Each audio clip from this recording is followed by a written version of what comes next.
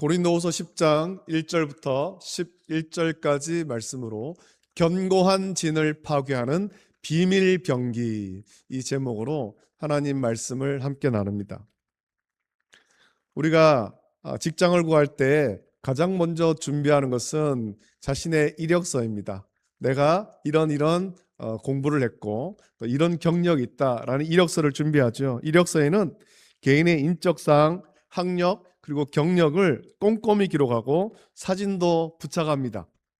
흥미로운 점은 서양에서는, 외국에서는, 서양의 많은 국가에서는 차별을 방지한다라는 명목으로 이력서에 사진을 붙이지 않고 오직 실력과 경력으로만 평가하는 반면, 우리나라는 여전히 외모와 인상을 중요한 경쟁력으로 여기고 있습니다. 그래서 입시나 취업 시즌이 되면 성형외과가 붐비기도 합니다.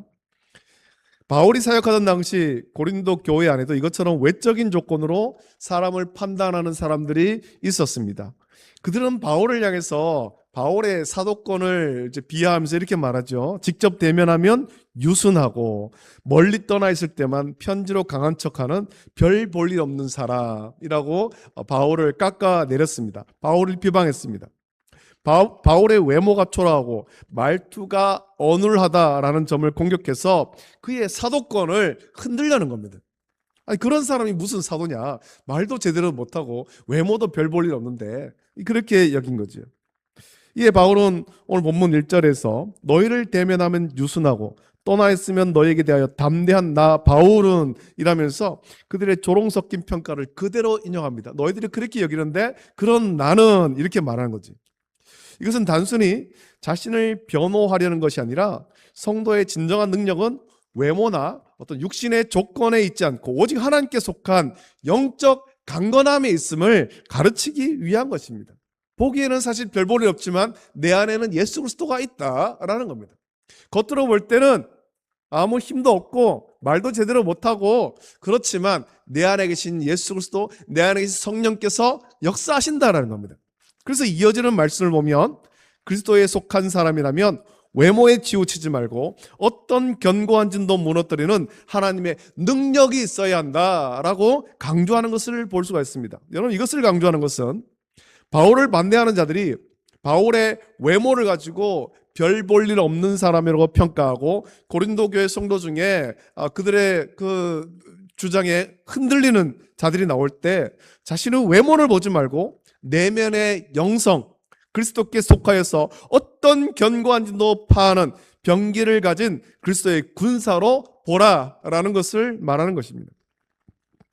여러분, 오늘 말씀을 통해서 우리 앞에 놓인 견고한 진을 무너뜨리는 바울이 말한 비밀병기가 무엇인지 함께 나누고, 우리도 그 비밀병기로 강력하게 무장해서 바울과 같이 믿음으로 승리하는 저와 여러분 되시기를 예수님의 이름으로 축복합니다. 바울은 먼저 우리가 처한 현실이 전쟁 상태임을 분명하게 밝히고 있습니다. 오기 전에, 예배를 드리기 전에 오후에 잠깐 뉴스를 봤는데 우크라이나에 관한 뉴스가 나왔습니다. 전쟁이 벌써 4년째 하고 있습니다. 4년째 굉장히 많은 사람이 그렇게 목숨을 잃었고 또 많은 땅이 황폐하게 되었죠. 이 정쟁은 분명 비참한 것입니다. 그러나 이 전쟁은, 바울이 말하는 이 전쟁은 세상의 전쟁과는 그 성격부터가 완전히 다른 것입니다. 바울은 우리가 육신으로 행하나 육신에 따라 싸우지 아니한다라고 선언합니다. 우리가 비록 육체를 입고 이 땅 가운데, 세상 가운데 살아가고 있지만 성도의 싸움은 혈과 육을 가진 사람을 상대하는 것이 아니라는 것입니다. 그렇다면 우리의 전쟁 방식도 달라져야 되는 것이죠. 세상과 같은 방식으로 하는 것이 아니라 우리는 다른 방식으로 이 싸움을 싸우고 그 다른 방식으로 승리해야 됩니다. 우리의 무기 역시 세상과 같은 그런 방식이 되어서는 안 됩니다. 사람들을 모으고 세를 불리고, 그래서 우리가 이렇게 많은 사람이 모였다, 우리 세력이 이렇게 크다, 우리가 이렇게 힘이 강하다, 그걸 가지고 싸우는 것이 아니에요. 우리의 무기 역시 세상의 권력, 돈, 인맥 또는 화려한 말재주 같은 육신에 속한 것으로 싸워서는 안 된다는 것입니다. 우리가 싸우는 이 싸움을 육신에 속한 이것으로 싸우려고 하면 질 수밖에 없습니다. 우리는 다른 방식으로 싸워야 돼요. 우리가 싸워야 할 대상을 바울은 견고한 진이라고 했습니다. 이것은 하나님을 아는 것을 대적하여서 높아진 인간의 교만, 잘못된 사상, 이데올로기, 그리고 우리 마음속 깊이 뿌리 박힌 죄의 어떤 습성을 다 말하고 있는 것입니다. 하나님을 대적하는 모든 것, 하나님 외에 다른 것에 더 집중하는 모든 것, 이것을 말하는 거죠.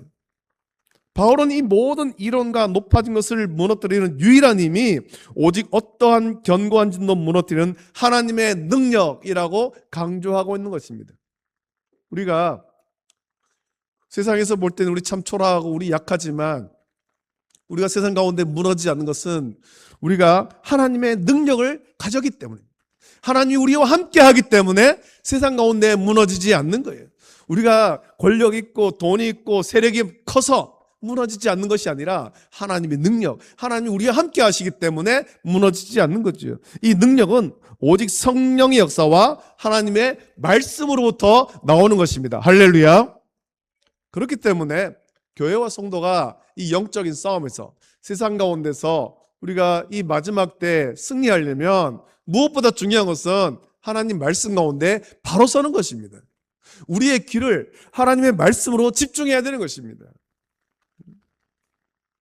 고린도 교회 사람들이 흔들렸던 이유는 하나님 말씀에 집중하는 것이 아니라 사람들의 헛된 주장들에, 헛되고 망령된 주장에 자꾸만 귀를 기울이고 흔들렸기 때문에 그런 거예요. 여러분, 바울의 대적자들은 바울의 외모를 보고 그가 그리스도께 속한 자가 아니다라고 비난했습니다. 저렇게 볼품없는 사람이 무슨 그리스도께 속한 사람이냐. 그리스도에 속한 사람이라면 사도라고 하면 좀 풍채도 좋고 외모가 좋고 출중하고 이래야 되지 않느냐라는 거죠. 말도 언변도 좋아야 되고. 그러나 이것에 대해서 바울은 엄중하게 경고합니다. 6절에서 바울은 고린도 성도들의 그 복종이 온전하게 될 때에 라고 말합니다. 모든 복종하지 않는 자들을 벌할 준비가 되어 있다라고 말하죠.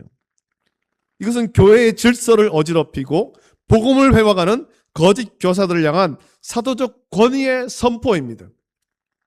참된 영성은 부드러움 속에 죄를 단호히 심판하는 하나님의 공의를 품고 있는 것입니다. 7절에서 바울은 이렇게 말하죠. 너희는 외모만 보는도다 라고 책망하면서 누구든지 자신이 그리스도께 속한 줄로 믿는다면 바울과 그의 이런 일행도 그러하다라는 사실을 스스로 다시 생각하라 라고 권면합니다. 사도권의 정당성은 외적인 어떤 카리스마가 아닙니다. 외적으로 사람이 풍채가 좋고 또 언변이 뛰어나고 그런 것이 아니라 그가 전하는 복음의 진리성과 그리스도와의 연합에 있는 것입니다. 그가 전하는 말, 그가 선포하는 말, 거기에 복음이 있느냐 없느냐, 여기에 사도성의 정당성이 있다라는 거죠. 그렇다면 바울이 말한 어떤 견고한 진도 무너뜨리는 강력한 무기는 무엇이겠습니까? 여러분, 그것은 살아있는 하나님의 말씀이지요. 히브리서 4장 12절 말씀은 히브리서 4장 12절은 말씀의 위력을 이렇게 설명합니다. 하나님의 말씀은 살아있고 활력이 있어 좌우의 날선 어떤 검보다도 예리하여 혼과 영과 및 관절과 골수를 찔러 쪼개기까지 하며 또 마음의 생각과 뜻을 판단하나니 라고 말씀합니다. 세상의 무기는 겉모습을 타격하지만 하나님의 말씀은 인간의 내면 깊숙한 곳, 즉 교만과 불신이 자리잡은 영적 견고한 진을 찔러 쪼개고 파괴하는 것입니다. 우리의 모든 생각을 사로잡아 그리스도에게 복종하게 만드는 힘은 오직 하나님의 말씀에 있는 것입니다. 하나님 말씀이 바로 선포될 때 그 말씀이 우리의 심령을 찔러 쪼갭니다. 그리고 죄를 깨닫게 하고 회개하게 하는 거죠. 그러나 마음이 완악한 자들은 그 찔림을 당하면서도 회개치 아니하고 오히려 더 하나님 말씀을 대적합니다. 바울은 에베소서에서 우리가 입어야 할 영적 무장을 더 구체적으로 소개하고 있습니다. 하나님의 전신갑주를 취하라고 했죠. 이것은 우리의 영적 전쟁에서 승리하기 위해서 반드시 갖춰야 될 필수 장비들입니다. 우리가 그것을 잘 압니다. 바울은 이것이 육신에 속한 것이 아니라고 말했는데, 이것이 하나님을 아는 것을 대적하여서 높아진 것을 다 무너뜨리고 모든 생각을 사로잡아서 그리스도에게 복종하게 한다라고 했습니다. 그래서 바울은 에베소서 6장 10절부터 13절 말씀 보면, 끝으로 너희가 주 안에서와 그 힘의 능력으로 강건하여지고 마귀의 관계를 능히 대적하기 위하여 하나님의 전신갑주를 입으라. 우리의 씨름은 혈과 육을 상대하는 것이 아니요 통치자들과 권세들과 이 어둠의 세상 주관자들과 하늘에 있는 악의 영들을 상대함이라. 그러므로 하나님의 전신갑주를 취하라. 이는 악한 날에 너희가 능히 대적하고 모든 일을 행한 후에 서기 위함이라 라고 하나님의 전신갑주를 입으라. 모든 성도에게 하나님의 전신갑주를 입으라 라고 권면합니다. 그리고 이어지는 말씀 보면 전신갑주에 사용되는 방어 무기와 공격 무기를 소개하는데, 진리의 허리띠, 평안의 복음이 준비한 신, 믿음의 방패와 구원의 투구, 성령의 검, 곧 하나님의 말씀을 가지라 라고 말씀하죠. 여러분, 이것이 하나님의 전신갑주인데, 모든 기도와 간구를 하되 항상 성령 안에서 기도하고 이를 위해서 깨어 구하기를 항상 힘쓰며 여러 성도를 위하여 구하라 라고 바울은 권면합니다. 하나님의 전신갑주, 이것이 어떤 견고한 진도 무너뜨리는 하나님의 능력입니다. 특별히 성령의 검, 하나님의 말씀입니다. 우리가 하나님의 말씀을 부지런히 읽어야 될 이유가 여기 있습니다. 많이 읽는 것도 중요하지만 그 말씀을 읽으면서 말씀이 내 안에서 살아 역사하고 그 말씀 가운데 복종하는 훈련을 해야 되지. 예수님께서도 공생을 시작하기 전에 40일을 금식하고 사탄의 시험을 받으실 때 하나님의 말씀으로 사탄의 공격을 무력화시켰습니다. 진리의 허리띠는 기준이 흔들리지 않게 하는 하나님의 진리를 말합니다. 사람도 허리가 중요하다고 하지 않습니까? 허리가 아프면 어떤 일도 제대로 못합니다. 바로 서기도 힘들죠. 진리의 허리띠, 하나님의 진리로 중심을 잡아야 됩니다. 그리고 의의 호심경, 사탄의 정죄로부터 우리의 마음을 지키는 그리스도의 의로 무장해야 됩니다. 그리고 평안의 복음이 준비한 신은 어디든지 복음을 전하며 평안을 심는 발걸음을 의미하고, 믿음의 방패는 악한 자의 불화살을 막아내는 굳건한 신뢰를 의미합니다. 구원의 투구는 구원의 확신으로 우리의 생각을 지키고, 마지막으로 성령의 검, 하나님의 말씀은 유일한 공격 무기이자 사탄을 물리치는 핵심 병기입니다. 예수님께서도 광야에서 사탄의 시험을 받으실 때 자신의 논리나 힘이 아닌 기록되었으되라고 말씀하시면서 신명기의 말씀으로 원수마귀를 물리치셨습니다. 이것이 우리 성도가 가져야 될 승리의 공식인 거예요. 오늘날 세상은 우리에게 끊임없이 외모의 이력서를 요구합니다. 돈이 있어야 대접받고 명예가 있어야 영향력이 있으며 외모가 출중해야 성공한다라고 속삭입니다. 그러나 여러분, 하나님의 원리는 다릅니다. 우리가 온전한 그리스도인이라면 바울이 말한 하나님의 전신갑주, 어떤 견고한 진도 무너뜨리는 하나님의 능력을 갖춰야 하는 것입니다. 그 능력을 갖출 때 우리가 세상에서는 초라하게 보였지만 하나님이 우리를 기뻐하시고 우리와 함께 하시는 거예요.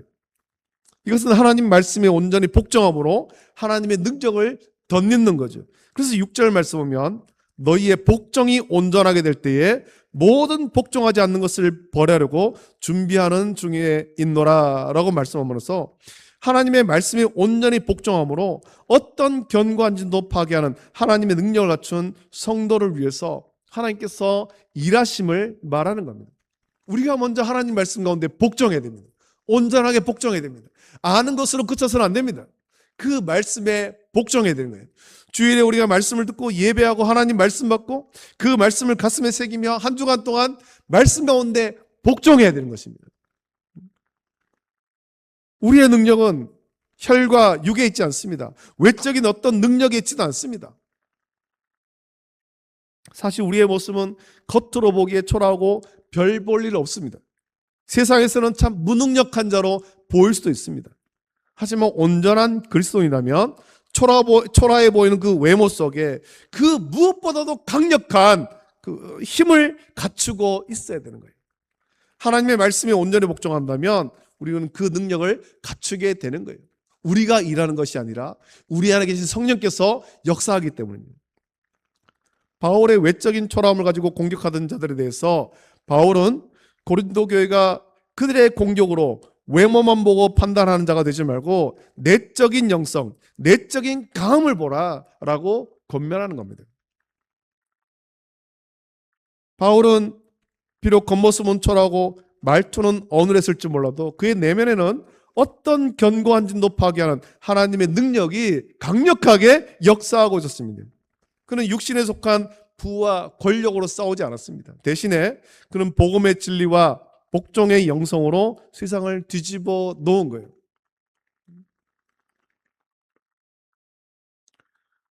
우리의 삶을 한번 돌아보길 바랍니다. 우리는 지금 무엇을 의지하면서 이 영적 전쟁터를 싸우고 있습니까?